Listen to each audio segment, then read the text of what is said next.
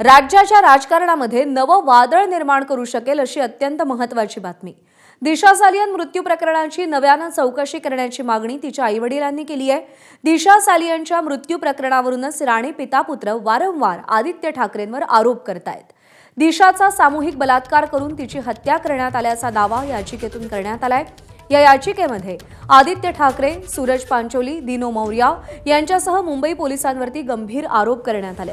या प्रकरणाचा तपास NIA सारख्या संस्थेकडून करण्यात यावा अशी मागणी दिशाच्या आईवडिलांनी केली आहे। समीर वानखेडेंसारख्या अधिकाऱ्याच्या नेतृत्वात तपासणीची मागणी करण्यात आली आहे। मुंबई पोलीस आणि माजी महापौर किशोरी पेडणेकर यांनी दिशाभूल करत आपल्यावर दबाव टाकल्याचा आरोप याचिकेतून करण्यात आलाय।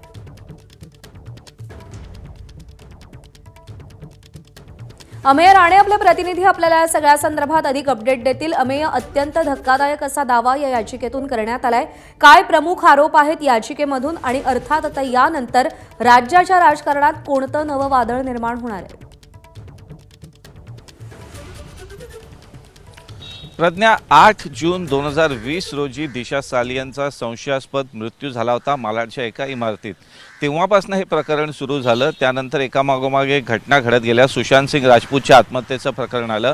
या दरम्यान नारायण राणे आणि त्यांचे पुत्र नितेश राणे यांनी थेट आदित्य ठाकरे आणि इतर संबंधित पोलीस अधिकारी यांच्यावरती गंभीर आरोप करण्यास सुरुवात केली आणि कुठेतरी आपल्याकडे सबळ पुरावे आहेत असं राणे पिता पुत्र वारंवार सांगत होते। त्याच दरम्यान जेव्हा हे प्रकरण पोलीस तपासात गेलं तेव्हा पोलिसांनी प्राथमिक तपास करून 2 वर्षांनी म्हणजे जानेवारी 2022 मध्ये या प्रकरणात कुठलेही सबळ पुरावे नाहीत असं सांगत हा तपास बंद केला। या दरम्यान एक प्रकरण हायकोर्टात सुद्धा आलं होतं, परंतु ते तिच्या आईवडिलांनी केलेलं नव्हतं। त्यामुळे हायकोर्टानं थेट सवाल केला की तुमचा या प्रकरणाशी संबंध काय? जर तिच्या पालकांना याबाबत आक्षेप नसेल तर इतरांना दाद मागण्याचा अधिकार नाही। याच दरम्यान माध्यमांसमोर दिशाचे आईवडील सतीश सालियन यांनी स्वतः जाहीरपणे कबुली दिलेली होती की आम्ही आमची मुलगी गमावली आहे आणि ती अपघातात गमावल्याचं आम्हाला माहिती आहे। त्यामुळे आम्हाला या प्रकरणात कुठलाही तपास किंवा अधिक दाद मागायची नाही आहे। त्यामुळे या प्रकरणाला पूर्णविराम मिळाला होता। परंतु आदित्य ठाकरे यांचं नाव यात असल्यानं कुठेतरी राजकीय रंग याला सातत्यानं देण्यात येत होता।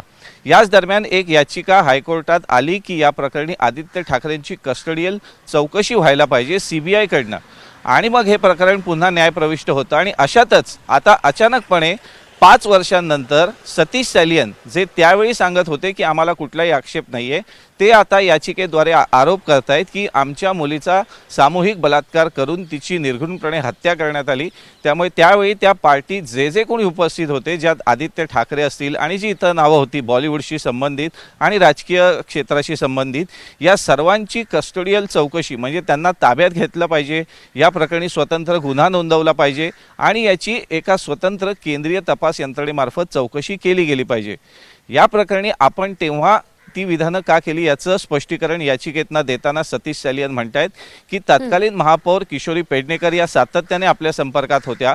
मुंबई पोलिसांचे जे तपास अधिकारी होते, मालवणी पोलीस ठाण्याचे वरिष्ठ अधिकारी, ते आपल्या सातत्यानं संपर्कात होते आणि या सर्वांनी मिळून आपल्याला एक प्रकारे मानसिक कुठेतरी कोंडी केली आणि आपल्या मनावर हे बिंबवलं की जे पुरावे उपलब्ध आहेत अपघाती मृत्यूचे तेच पुरावे खरे आहेत आणि या प्रकरणात कुठेही काही काळबेरा नाही आहे किंवा कुठेही घातपाताची शक्यता नाही आहे। आणि त्यावेळी आपल्याला त्या गोष्टी खऱ्या वाटल्या म्हणून आपण त्यावेळी तशी विधानं केली होती। परंतु त्यानंतर एकामागोमाग एक गोष्टी घडत गेल्या। यूट्यूबवरती हे प्रकरण गाजत राहिलं। काही नेते मंडळींनी म्हणजे राणे पिता पुत्रांनी यावर सातत्यानं आरोप आपले सुरू ठेवले। त्यांच्याकडे पुरावे असल्याचं त्यांनी सांगितलं। त्यामुळे आपला कुठेतरी विश्वास बसत गेला की या प्रकरणात काहीतरी नक्की पाणी मुरतंय। म्हणून आपण इतक्या वर्षांनंतर आता ही याचिका दाखल करतोय, कारण की हे जे आरोप केले जात आहेत त्यावर आता आपला विश्वास बसतोय। त्यामुळे 5 वर्षांनंतर या प्रकरणी आता पुन्हा नव्यानं गुन्हा नोंद करून या सर्व संबंधितांना ताब्यात घ्यावं, या प्रकरणाची स्वतंत्र चौकशी व्हावी अशी मागणी करणारी ही याचिका हायकोर्टात दाखल करण्यात आलेली आहे। या याचिकेवर लवकरात लवकर सुनावणी पार पडेल अशी अपेक्षा आहे। त्यानंतर या याचिकेवरती गांभीर्यानं हायकोर्ट काय दखल घेतं, तपास यंत्रणा आणि राज्य सरकारला काही निर्देश देतं का हे पाहावं लागेल, कारण की यावेळी तिसरं कोणी नाही तर स्वतः दिशा सालियनचे वडील हे कोर्टापुढे आलेले आहेत. त्यामुळे या प्रकरणाला हायकोर्ट आता किती गांभीर्यानं घेतं हे पाहावं लागेल. या दरम्यान या संपूर्ण प्रकरणावर आता राजकीय रंग चढू लागला आहे, कारण की आपल्याला माहिती आहे की सध्या राज्यातली परिस्थिती आणि राज्याचे महायुतीचं सरकार आहे त्यांनी एक एक प्रकरणं आता जुनी बाहेर काढण्यास सुरुवात केलेली आहे आणि त्याच्यात हे प्रकरण सुद्धा आता पुढे येण्याची शक्यता आहे. कारण की यात थेट माजी मंत्री आणि शिवसेनेचे नेते आदित्य ठाकरे यांचा बरोबर सहभाग आहे. आदित्य असल्याचं बोललं जात ठाकरेंचा उल्लेख आहे. दुसरी याचिकेमध्ये करण्यात आलेला आहे आणि त्यामुळेच या प्रकरणाला आता वेगळं कोणतं नवं वळण मिळतं आणि आणखी काय खुलासे आता पुढे होतात याकडे लक्ष असेल. अमेय, धन्यवाद दिलेल्या माहितीसाठी. एबीपी माझा, उघडा डोळे बघा नीट.